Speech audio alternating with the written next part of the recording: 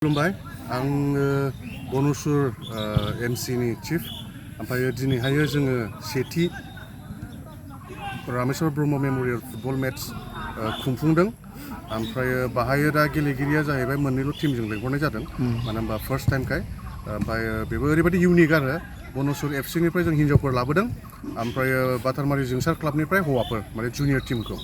दा बेनो जाहैबाय जोङो रामेश्वर ब्रह्मखौ मान बावनो थाखाय बेखौ खेलाखौ जों सालायनाय जादों Bon-Asur MC निफ्राय दा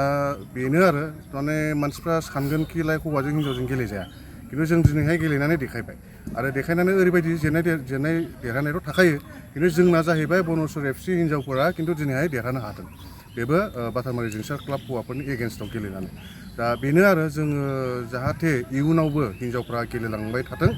आरो स्पर्ट्सआव मानसिफ्रा कनसेन्ट्रेसन होयोबा बा स्पर्ट्सआव जुदि मा होनोमोनलाय बेखौ एंगेज थायोबा मानसिया बहुतता गाज्रि आखुनिफ्राय बा गाज्रि बारहावानिफ्राय जानगाराव थानो हायो दा बेखौ उद्देश्य लानानैनो जोङो दिनैहाय first Rameshwar Brahma memorial football मेट्सखौ खुंफुंनाय जादों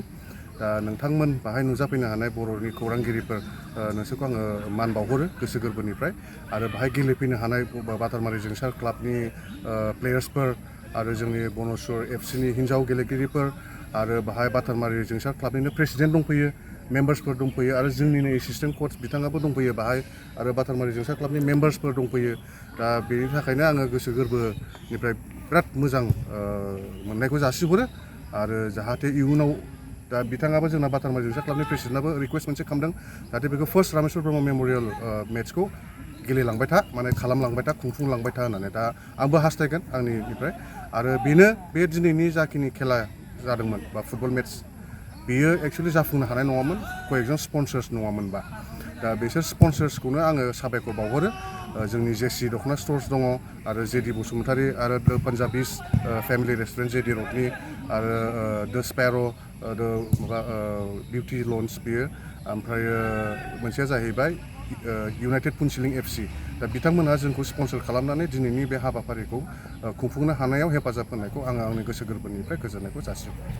football match first Rameshwar Brahma memorial football मेट्सखौ एक्सुवेलि खुंफुंनाया मोनसे बिराद गोनांथार उद्देश्य लानानैसो बाव बेनो जाहैबाय जोंनि बे Bon-Asur FCआ एक्सुवेलि बिसोरो थिम्फुआव गेलेहैगोन भुटानाव नेसनेल लिगआव गेलेहैगोन बिसोरो इउनाइटेड पुनसिलिं FC नि जानानै गेलेहैगोन बिथांमोना दा नंखायनो दिनै बेहाय ट्रायल मेट्सफोर बायदि जादों दा बिथांमोनहा बाहाय एसे गेलेनानै थांखायोबा गावसोरनि फ्रात फ्रिटआबो मोजांसिन जायो आरो बेनो जोंनि खुंगिरिनिफ्राय बाहाय जाखिनि जों खुंदों अर्गानाइजिं कमिटिनिफ्राय जानानै बिथांमोननिसिम जोङो अल द बेस्टखौ जासिहरो जाहाथे जोंनि बड'लेण्डनिफ्राय बे हिन्जावसा गेलेगिरिफ्रा थांनानै नाम खामायबोथों जोंनि बड'लेण्डखौ माने इउनाइटेड पुनसिलिं FC जों गेलेदोंबाबो जोंनि नामसो जाफैगोन बाहाय बड'लेण्डनि नाम जाफुं दा नंखायनो बिथांमोनखौ आङो आंनिफ्राय अल द बेस्ट जासिहरो बिसोरो थांगोन गाबोन 4 तारिख गाबोन 4 जुलाइ ओमफ्राय बेनिफ्राय बिसोरो 7 जुलाइआव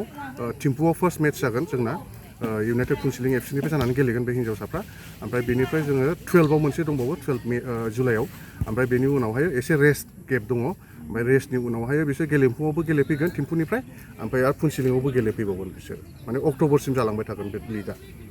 नेसनेल लिग भुटान दा जाहैबाय रामेश्वर ब्रह्मखौथ' बहुतानो मिथियो मानो होनबा बियो सिगाङाव फार्स्ट बर' फिचार फिल्म आलायारननि प्रडिउसारमोन आरो बिथाङा मोनसे प्लान्टेसनबो खालामोमोन नालाय आरो बिथाङा माने बिजनेसमेनबो गोदो आरो बेहा बहुतता नामबो दङ बड'लेण्ड मुभमेन्टआव गोदोहाय दिल्लीयाव जेनेबा दिल्ली चाल' बेफोराव जेनेबा रां हरनाय एबसुनो हरनाय आरो गुबुनथा जेनेबा आफादफोरनो रां खावरि हरनाय माने बेफोरावबो जोंना जगदान दङ दा नंखायनो बेनि उद्देश्य लानानै जोङो रामेश्वर ब्रह्मनि नामै बे दिनैनि फुटबल मेट्सखौ खुंफुंनाय जादों देरहासार जानाय हान्जाफोरनो मा होनाय जादों नोंथांमोना बान्था हिसाबै औ दा दिनैहाय जोङो बेनो जाहाथे बिसोरो मेम'रि थाथों लाइफ टाइमाव आरो बिसोरनि केरियारावबो जाहाथे हेल्प होथों होननानै जोङो जाहाथे Bon-Asur MCआ मोनसे रेजिस्टार्ड क्लाब बे रेजिस्टार्ड क्लाबनि थ्रुयैनो जोङो बयनोबो जेननाय आरो देरहानायनोबो जोङो सार्टिफिकेट राननाय जादों आरो प्लास देरहानायनो जोङो सिल होदों आरो जेननायनोबो फार्स्ट रानार्स आपनोबो जोङो सिलखौ होनाय जादों